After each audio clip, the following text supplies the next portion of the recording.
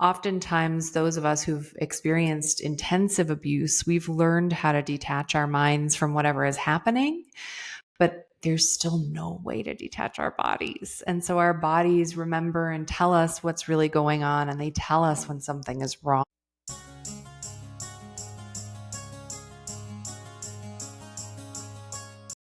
Hello, everyone. I'm Dr. Shafer, your host of Talks with Dr. Shafer. Thank you so much for joining us today.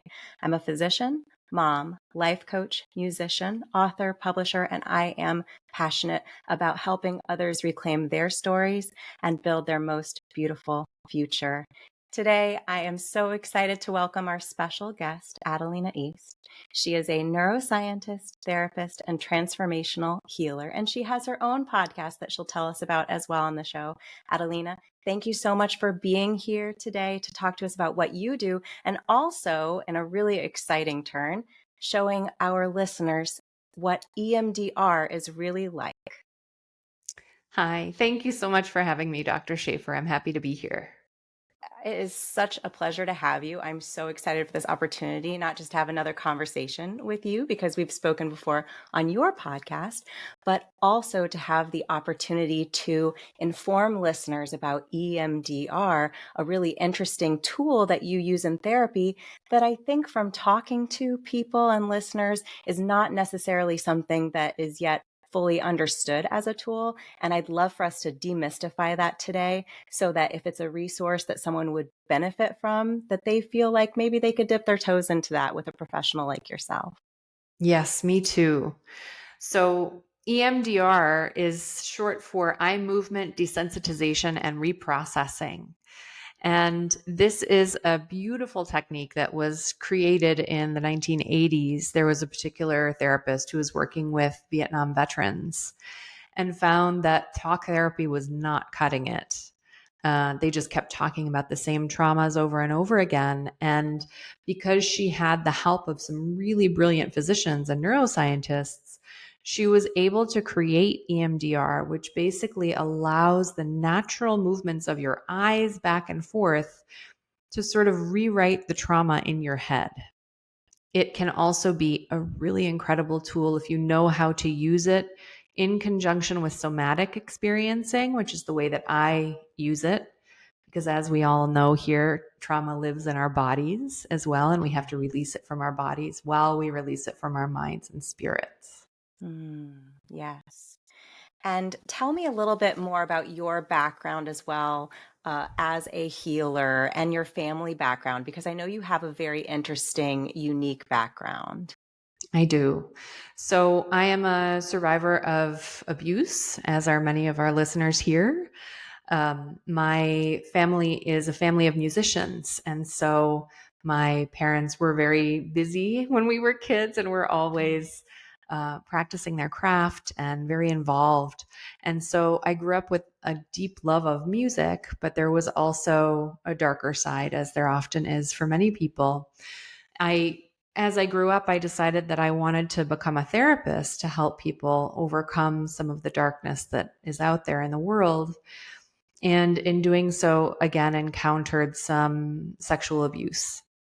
And so after that experience, I put aside the learning that I had from school. You know, when you are getting your master's in social work, no one really teaches you these other techniques. You learn how to do talk therapy, you learn about public programs and things like that, but you don't necessarily learn the day-to-day techniques of helping someone truly overcome trauma like that. And so I had to go out and search on my own for what was going to work for me. And because it was a fairly violent rape, and it had happened while I was working overseas for a non-governmental organization, there were different layers to the abuse. And so I would find one thing that would work for one layer, and then I'd find another thing that would work for another layer, and then another layer. And so I have to say, when you are deciding to work with a therapist, I think it's so important to ask them what their certifications are in, because there are all of these other modalities that you might need Of course, you can start with someone who doesn't have any other certifications, but you may end up needing to leave that relationship and find another practitioner to help you with other things. So this would be my laundry list of what works so well. EMDR for the somatic piece and also for the brain retraining. Somatic experiencing is another thing that really lets you get into your body and release the trauma from your body. I also love internal family systems because that allows you to speak to different parts of yourself that are re-experiencing that trauma again and again and release them. And then my last thing on the laundry list would be my modality called transformational healing, which works with neuroscience and spirituality so that you can really work with this trauma from all angles. Mm. Wow. I'm so sad for what you experienced. And I'm Thank so you. grateful that you have found things that helped you to heal, and that you're not only vulnerable enough to share that with people, but really re-gift those lessons and those modalities of healing to others. That's such an incredible thing for you to be doing after everything you've been through. Thank you. It's a Well, purpose. It's my life yes. purpose. Yes. Isn't it amazing that the things that we think will break us are the things often that make us? That's very true. Yes. Yeah. Yeah. So tell me, if someone came to you with a complaint or a concern. Complaint is a word that we often use in I know. medicine, but I know we don't like it, right? I say the word and I think, oh, No. yuck, I don't like that. But chief complaint, right? That's the top Yes. of the page, Right. as disconnecting as that term might be. So someone comes with a concern, with something Yes. that is limiting them or challenging them, that they're like, I feel like I need to get over this hurdle, and I Mm-hmm. keep trying, and I feel like I Mm-hmm. keep running into a wall. So Yes. how do you decide with that person, okay, I think EMDR is the thing for you, or I think this different modality is for you. How do you go on that journey with them? Well, I first explained to them the different things that we can do. And I've found that because the trauma happened to that person, they are the most in touch with what will help. Mm, So they may not know what internal family systems is, but I can explain. That's my job, is to explain to them what it is. And then they can say, oh, that doesn't feel right for me, or that does mm, feel right for me.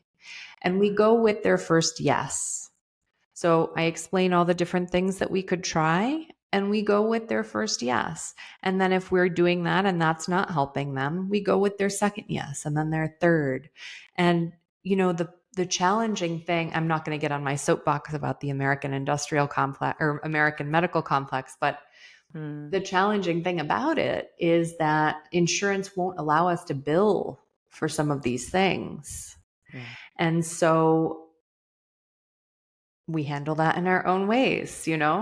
And I think that it's really important that there's elevated advocacy at all times coming from us as therapists and those of us who are practitioners to get more things covered so that people can get the services that they need instead of feeling like, oh, I don't want to ask someone to do something unethical, but I've already done talk therapy on this trauma for 10 years and nothing has moved. Yeah.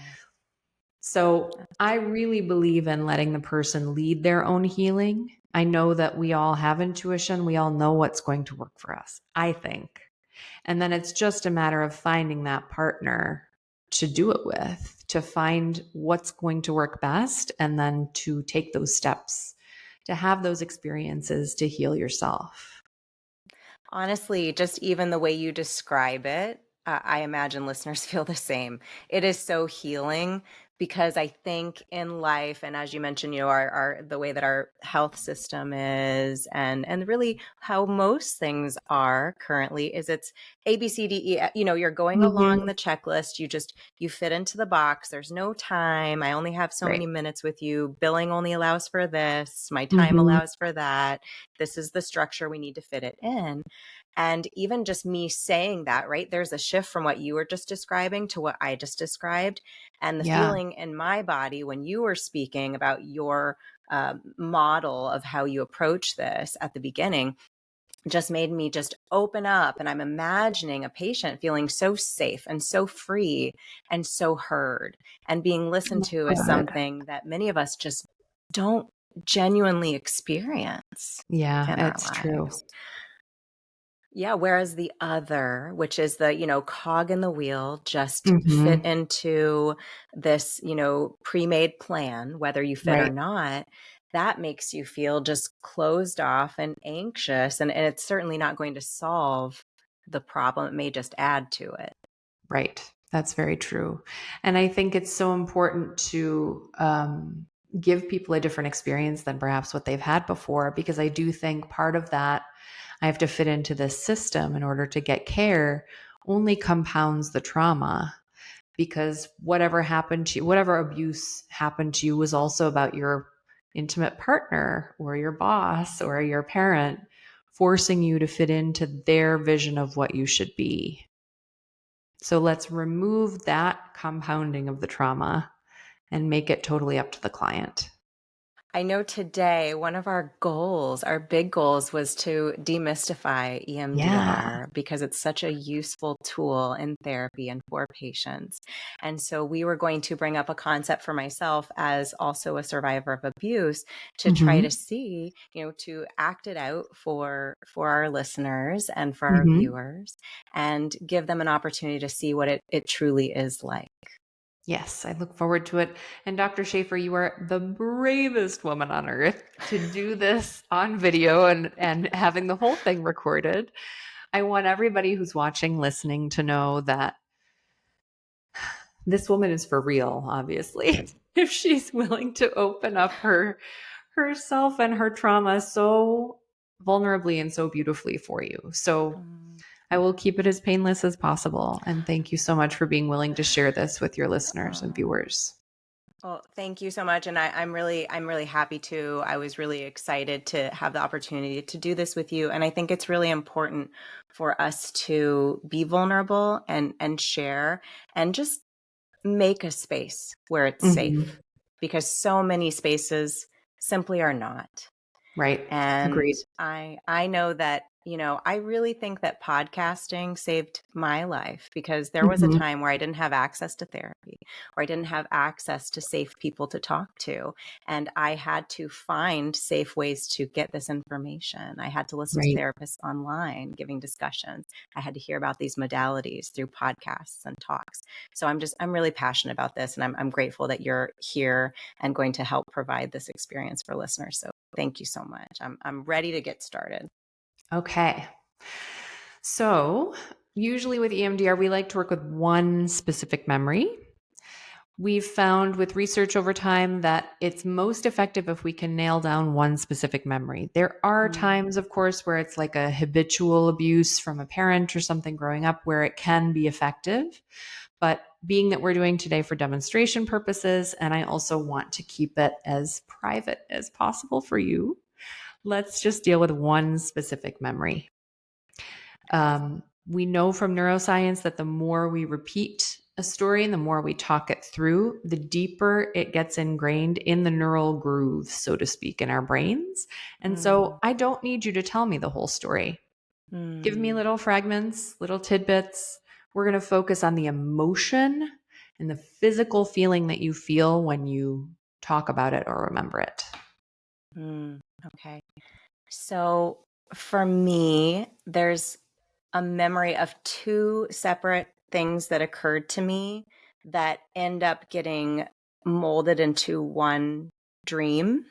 Okay. Um, and I'm often experiencing them together in a dream, and being woken up at night because of it. Oh. So, one of the experiences is waking up with someone standing over me, Mm-hmm. which is something that happened to me repeatedly. And another memory that sometimes gets meshed in with that in these nightmares is being forced to get into a car and drive somewhere with someone and being very afraid for my safety and my survival.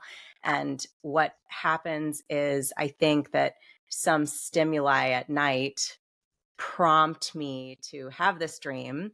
And Mm-hmm. then if I have a light or a breeze or something go through the room, we'll wake up in quite a terror that Yeah. maybe there's a figure over me. Okay. So instead of dealing with the dream, I'm going to recommend we deal with the actual experience. Mm-hmm. Is that okay with you? Absolutely. Which memory feels more important to work on today? Someone standing over you while you're in bed or getting into someone's car? Hmm. I think, the pressing memory for me right now is probably getting into someone's car and feeling that lack of freedom and that lack of control. Yeah. Okay. What is the emotion that you're feeling, if you had to put it into one word, what would the emotion be? Hmm. Can I say a feeling in my body? Yes, please. I feel tightness. Okay. Where is it concentrated in your body? In my upper chest and neck. Okay. Is there a sensation of fear? What does out of control feel like to you? There's fear and anticipation and wanting to somehow prevent the worst things from happening. Okay. Okay. That's very descriptive. Thank you. So I'm going to ask you to let those things go for a moment. Hmm. First, we're going to go into a safe place. This is what we call resourcing in EMDR. So once we get to whatever we're going to work on that day, we go to a safe place and calm your nervous system as much as we possibly can before we start going through the trauma and rewriting the trauma in your brain. Hmm. So what would a good safe place for you be? This can be indoors, outdoors. It can be a memory of a place. It can be a place you've never been. Hmm. For me, a safe place has become being on an airplane going in the opposite direction. Okay, I love that. Okay. So we're going to start with the airplane. Hmm. For all of the listeners and viewers, this is a much more sped up version of what we would do in a session. We'd spend more time with this particular thing. But for today's purpose, and because Dr. Shafer has a very regulated nervous system from all of her work, we're going to do this kind of the more time efficient way. So I'm going to ask you to watch my hand move back and forth in front of the screen. Can you see this? I can. Okay. So as you're watching my hand move back and forth in front of the screen, I'm going to ask you to imagine you're in an airplane. And as you're in that airplane, I want you to see 5 different things around you.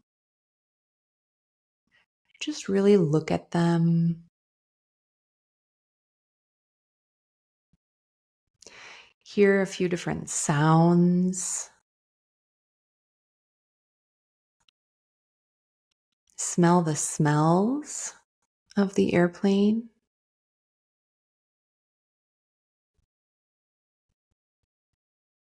And now bring in the sensory experience of the airplane, like maybe there's a little stomach flip as you take off.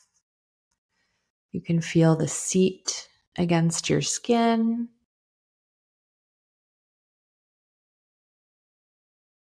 And take a deep breath in and a deep breath out. And now we're back on the plane, taking in all of the sights, all of the sounds, smells, tastes.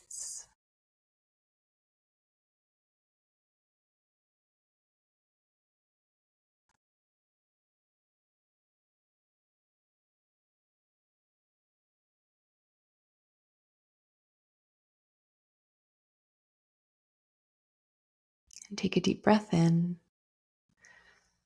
and a deep breath out. And now, one more time, just feel that experience of being on the plane as your eyes watch my hand go back and forth.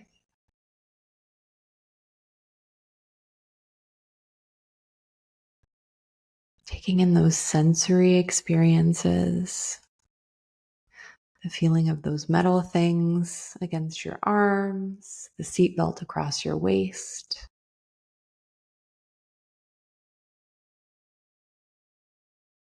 The feeling of the seat on your body.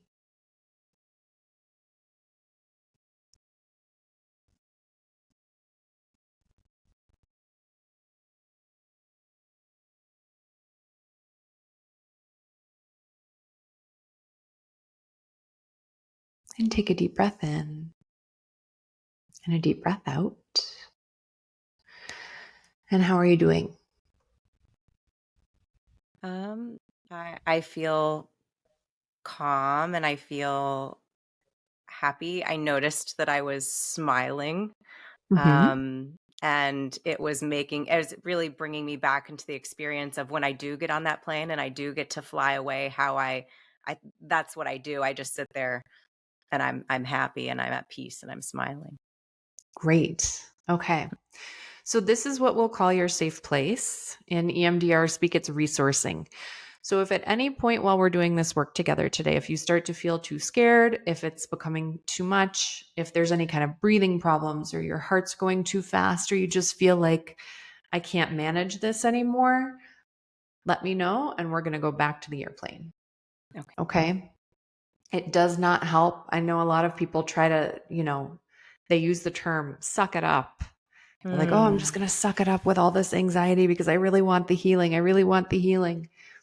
But mm, actually, when you do that, you're just torturing your nervous system more and it can actually prolong things. So if it gets to be too much, if you start to feel unsafe or any of those things happen, please let me know and we will stop. We will go resource to your airplane and come back to okay. it. Okay. Great. That makes good sense. Yeah. Okay. So sorry to ruin the feeling of safety on the airplane, but we're going to bring up those feelings again of out of control, that fear, that feeling of being in the car with someone that you don't want to be in the car with. Mm. And we're going to feel that tightness that you mentioned earlier.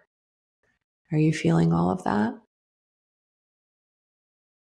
Yeah, I feel that fear. I feel like the airplane helped me feel less tight. Yeah. I still Yeah. feel more regulated from that, but I do feel, that emotional negative anticipation. I don't know if it's fear. Okay. It's more depersonalized than that Okay. That's to good to me. know. Yeah. Okay. So, depersonalization is a hard one to work with only because if you depersonalize to a point of disconnection from yourself, we're no longer healing the trauma. Yeah. So, I'm going to ask you to just close your eyes for a minute and kind of allow yourself to be in that car and just feeling the energy of that car. It's okay if you start to depersonalize a little bit, but we want to make sure that you're fully rooted in your body Hmm. so Okay. that we can try to heal whatever is there. Yeah. And when you feel like you're more rooted in your body and like you're in the car and you're feeling those feelings and having those thoughts, just open your eyes and let me know. Take your time. Yeah. I'm there. Okay? Yeah. Yeah. Okay. All right. So I'm going to ask you to bring all those feelings to the forefront and just watch Mhm. my hand move back and forth. You don't have to do anything. You don't have to say anything. Just sit and let the thoughts and the feelings wash over you. If my hand starts to look like it has little trails behind it, that's okay. If it's a little out of focus, that's okay. It still works. We have years and years of data on this. And just allow those feelings to move through you.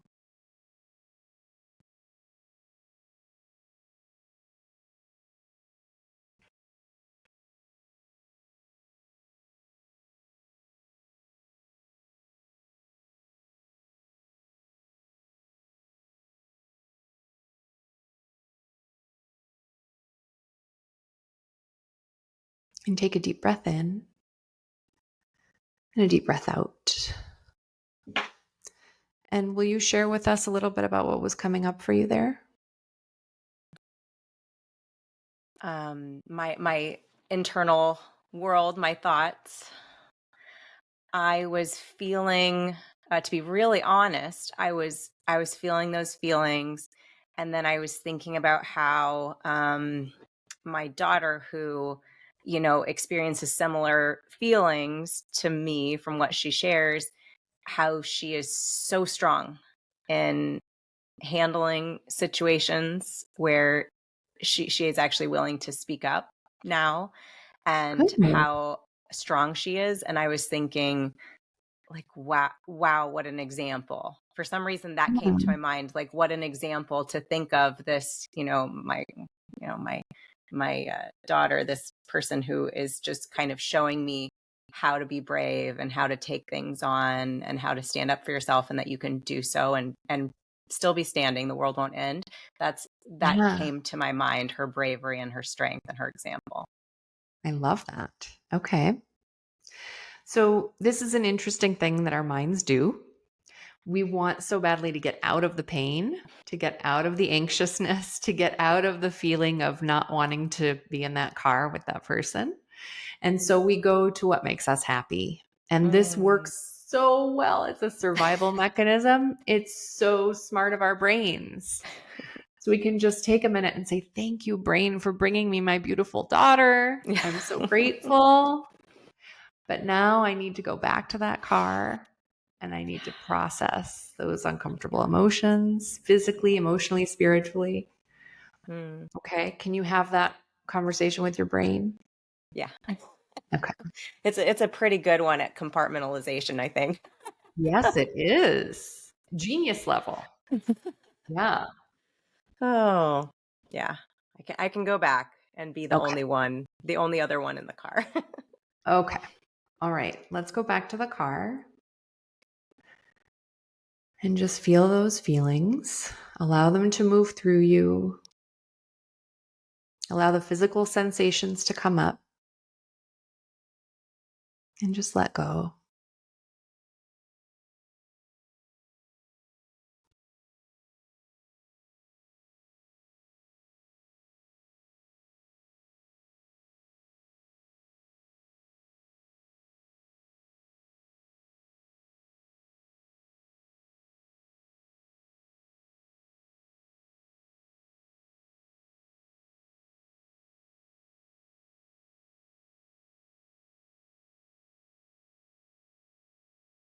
And take a deep breath in and a deep breath out. And what came up for you there? I really felt that fear was absent, and I questioned myself, like, oh, am I depersonally, am I, just detaching myself? Right. And my gut response was no, that, I've made a choice to not be afraid, to stay in my body and Okay. regulate my nervous system, was how I felt in that moment. Okay. That's great. Do you have any other physical sensations? Right now I feel really calm. Okay. Interesting. Um, Perhaps the car situation is not what we need to be working on then. Yeah. It seems like you've made your peace with that experience. But I would also ask, why does it keep coming to you in dream form if you're so Mm. regulated around it, if it's so peaceful for you? The dreams have evolved. The dream used to be more similar to what happened, and the dream has evolved now to I end up actually getting out of the car and running, and Okay. then turning to the person who's trying to prevent me from running. And instead of running away, which is probably the smart thing to do in that moment, running towards them and kind of saying no, but then recognizing at that moment, like at that moment of that decision being made, that, oops, that wasn't a smart decision. And Okay. then, kind of waking up with this realization that, this kind of conflicted feeling of excitement for having a brave modification to the story, Mm-hmm. but also recognizing that I made not a smart choice for safety in the Okay. dream as I'm editing the experience. Okay. So when this happened to you in real life, were you able to run away? No. Okay. Do you feel comfortable going there with me today? Mhm. Okay. So I'm going to ask you to bring up whatever emotion comes up when you think of not being able to run away from that experience. Mm. The tightness comes back. Tightness comes back. Okay. Yeah, immediately that, So let's work with the like you can't. tightness. Yeah. Okay. Let's work with the tightness Mm. and just feel that tightness as you watch my hand go back and forth with your eyes.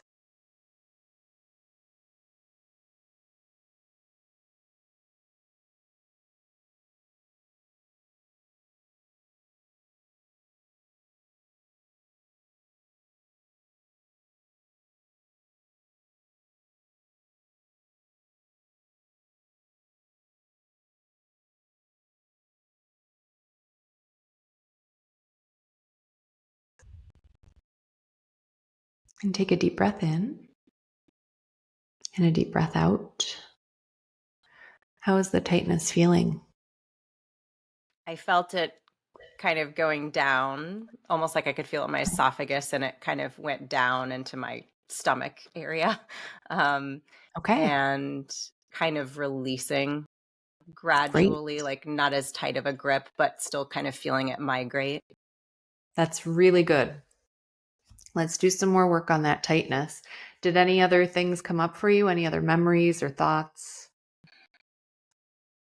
No, I was pretty distracted, I think, by just monitoring that sensation of it Moving moving and down. being very cognizant of my body. Okay, Yeah. that's okay. Let's work on that some more.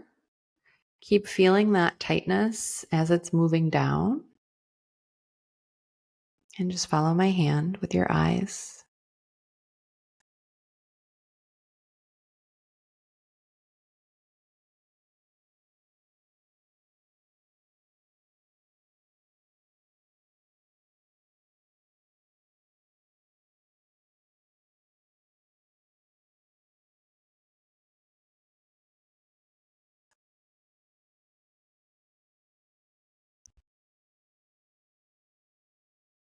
And take a deep breath in and a deep breath out. And where did you go from there? Um, I was having feelings of like tightness in my shoulders, but Okay. then also emotional sensation of gratitude for being in this moment. Okay. Um, That's good. and not being in the car. I think my body is like trying, you know what I mean? It's like my mind is pulling me, is very Mm-hmm. actively pulling me out. But Mm-hmm. then my body will feel those sensations, but then it's like I feel this pull. Yeah. And that's what I would call a body processor. So, oftentimes, those of us who've experienced intensive abuse, we've learned how to detach our minds from whatever is happening, but there's still no way to detach our bodies. And so, our bodies remember and tell us what's really going on, and they tell us when something is wrong. I used to see this as such a negative because I have so many health issues now. But if you think about it, it's really a positive thing because your body will always tell you what's going on, even if you're trying so hard to hide it from yourself. Yes. And Yes, so I'm going to absolutely. ask you to go deeper into that feeling in your shoulders and really let it be there. And we're going to see if we can move that at all, as well as Mm. continuing to move the tightness and the constraint. Okay. Mm. And just follow my hand.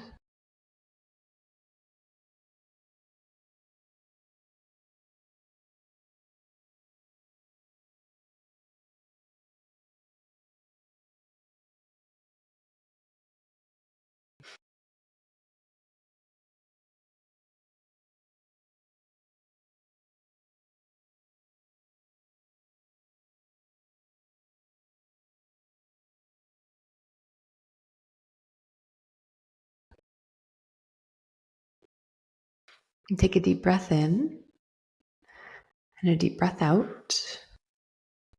And where did you go from there? Yeah. I felt when I really kind of examined the shoulders and the feelings and the posturing, I felt that, and maybe this is just my mind, instead of being in my body trying to put meaning to things because our brains are always trying to do that. But I Yeah. felt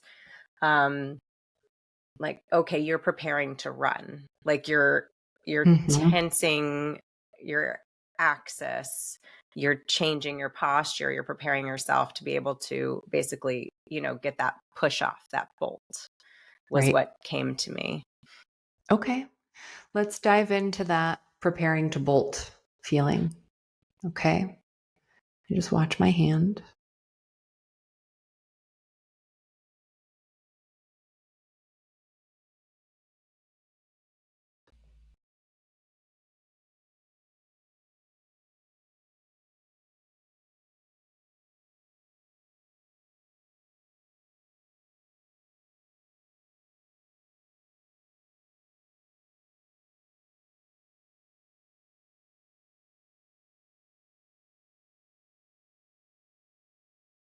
And take a deep breath in and a deep breath out. And where did you go from there? In my body, I felt myself relax Okay. a bit, um, Good. and regulate my breathing. And I felt myself do what I think is very typical for me, which, okay, I need to bolt, don't be tense, loosen up, make a plan, so that you get as far as you can, like be smart about this, know what you're going to do, don't be impulsive. So Interesting. that's kind of where my body was preparing itself in my mind, which is a very kind of pragmatic planning stage. It's very doctorly, actually, right? Yeah. It really shows your profession. Um, while I appreciate your pragmatic plan and I appreciate your mind moving that way, that's an incredible way for a doctor's mind to move. I want to encourage you to allow your body to have that bolt feeling, have your mind, let go of your mind and let it have those impulsive thoughts, and just really let go of that doctorly, pragmatic planning for just these next 30 seconds. Okay? And just watch my hand.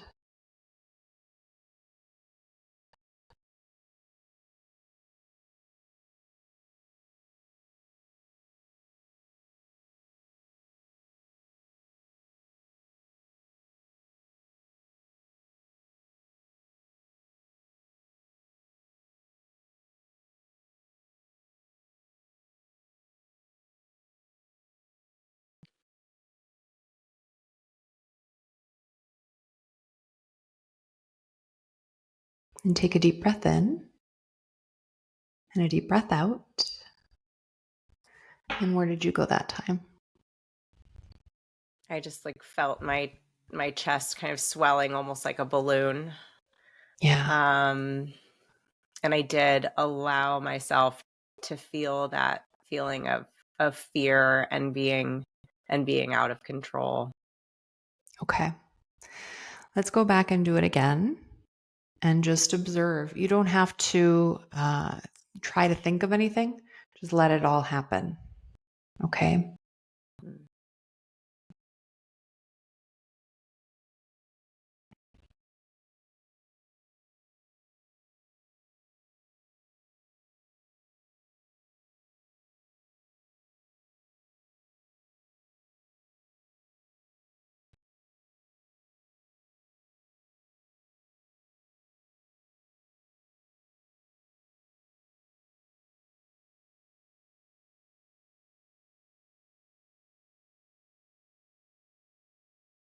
And take a deep breath in and a deep breath out. And where did you go from there? I just kind of existed. Okay. That's fine. I Okay. just breathing and allowing to feel that slight swelling in my chest Good. and kind of accept that that's how it felt. Good for you. Okay. I want to go back into it for 30 seconds. Do you feel safe enough to do it? Mhm. Okay.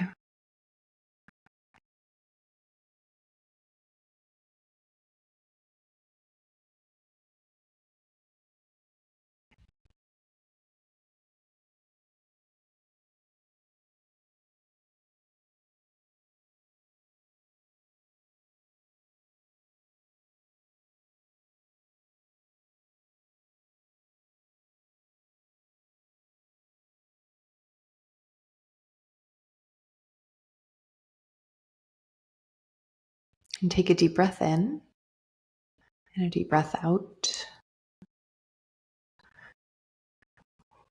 What did you feel that time? At first I felt, just that similar just feeling of sitting in the fear, but then I did feel myself kind of rising out Great. of it. Yeah. Okay. That's very great.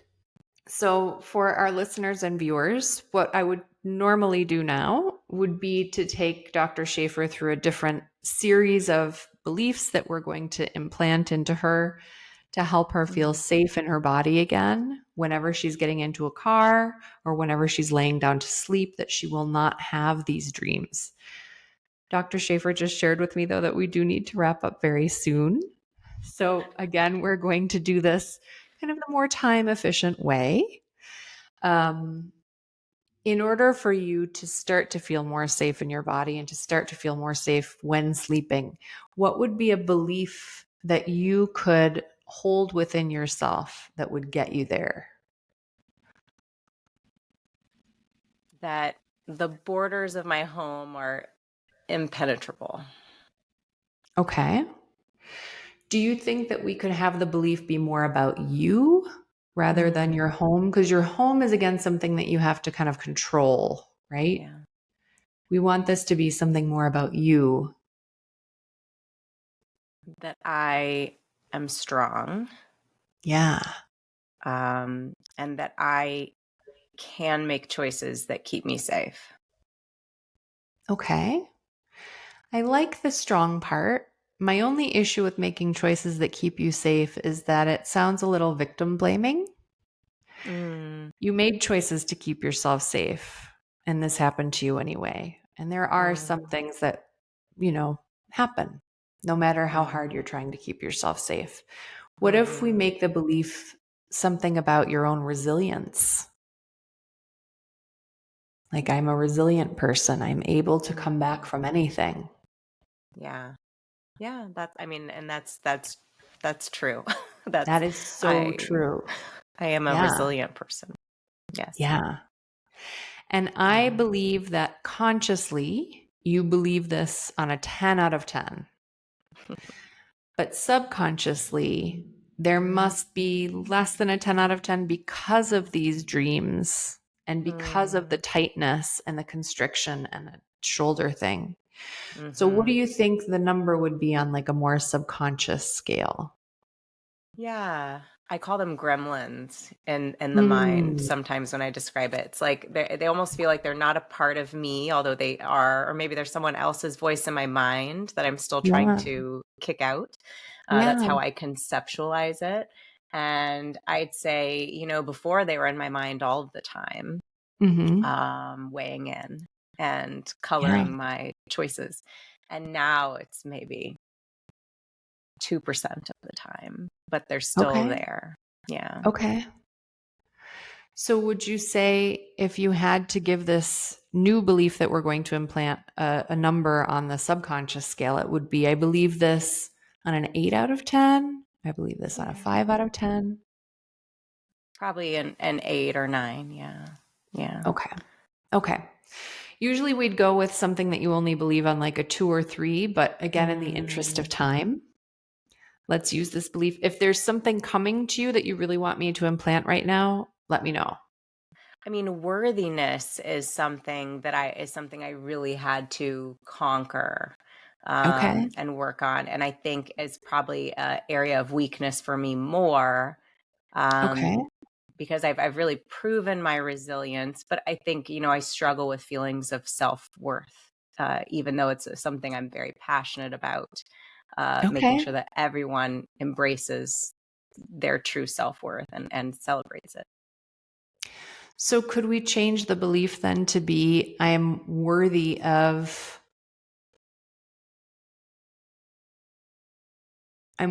feeling good regardless of what's happened to me in my past? Mm. Yeah, I'm worthy of feeling good regardless of what has happened to me in my past. Where are you on that scale? 10 out of 10? Where's your subconscious of feeling worthy of feeling good? Yeah. I think it's probably a 3 or a 4, right? And Okay. I believe it so much for others, but I even have I really worked on this a visceral reaction to the word deserve, and so I Ooh. intentionally try to use the word deserve, like you Okay, deserve let's do this, that. with people, because I have a Okay. visceral response to the word. If someone says I deserve something, I have a visceral response to Well, we're using that word then. that. I deserve to feel good regardless of my past. I deserve to feel good regardless of my past. How does that strike you? It's like a 1 or a 2. That's what we're doing then. Yeah. Okay. So, normally what happens is I will move my hand back and forth for 30 seconds and I'll repeat the belief 3 times each time. Each Mm, time we stop and you take a deep breath in and a deep breath out, and then we start again, I want you to visualize what this looks like in your life. So, mm, for example, the first visualization during the first round could be something like walking on the beach with your daughter and just having the best day. And then the second visualization could be like getting an ice cream cone with your husband, whatever your joy things are, whatever your deserving things are. And mm, then the third round, I want you to make it really spectacular, like something that you've felt like you're undeserving of for a long time. I want you to visualize that. Okay. And I'll just keep repeating the belief and you'll just watch my hand. Okay. I am deserving of feeling good regardless of my past. I am deserving of feeling good regardless of my past. I am deserving of feeling good regardless of my past.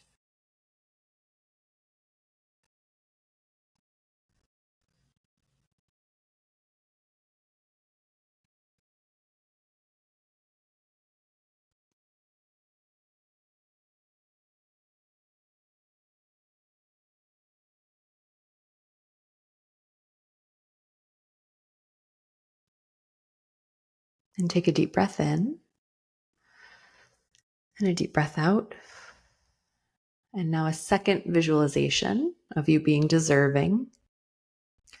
I am deserving of feeling good regardless of my past. I am deserving of feeling good regardless of my past. I am deserving of feeling good regardless of my past.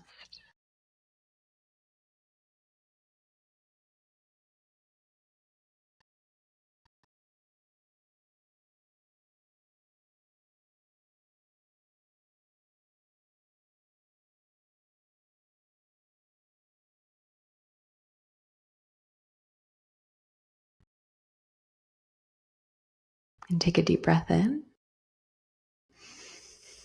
and a deep breath out. And now this is your third visualization, so make this spectacular. What do you feel undeserving of right now? I want you to picture yourself having that. I am deserving of feeling good regardless of my past.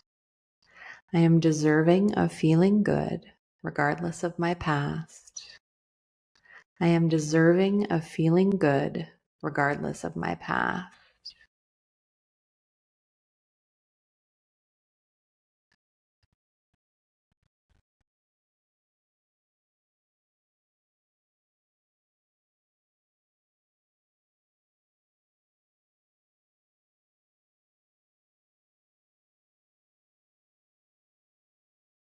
And take a deep breath in and a deep breath out. How are you feeling? I feel really good. And it was nice to be able to really have the time and dedicated mental power to really focus on what's the thing that if I release it, Mm-hmm. because for me, the thing was not necessarily it was gaining something, but it was also losing something I Yeah. didn't need. Yeah. To release that, how would that feel? And really sitting in that feeling. Oh, I'm so glad. Okay. All right. So, Dr. Shafer, for aftercare for this whole experience, you need to drink a lot of water, take it easy, all the things any therapist would say to you after processing a lot of trauma. I do wish that we had more time to process it some more. So, if you want to schedule a follow up, we will do some more. Um, but I think that it seems like that belief implanted really well. So, I'm anxious to hear how this pans out for you. Well, thank you so much, Adalina. And I do so appreciate going through this experience with you. I feel very peaceful right now. And I was able to, with your guidance, transition into that really, really difficult place for me and leave and feel that I experienced it, but that I Mm-hmm. grew from it, right? It didn't hurt me to Right. go there. And I think, sometimes with traditional, we say talk therapy, sometimes you go there and after you need to tell your story, but then once you've told it so many times, sometimes it feels like you're rewounding yourself Mm-hmm.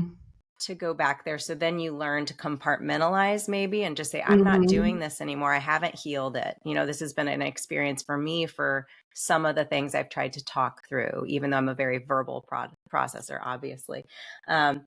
But in this circumstance, it was really helpful to be able to go into it, come out of it, Mm-hmm. and recognize that I, in such a short period of time, was in a better place than if I had just discussed it and didn't do the exercise of getting into my body Yeah. through EMDR.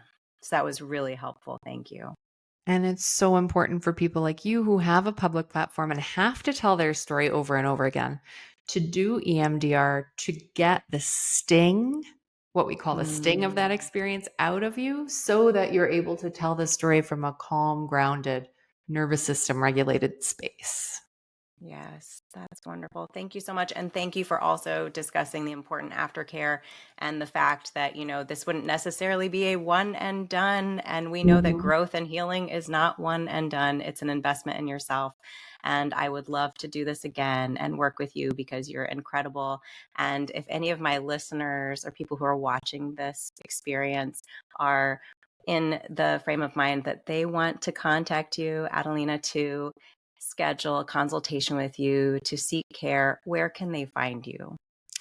They can always find me at adalinaeast.com. It's just my name, but I spell it a little differently. ADALINA, East, like the direction.com.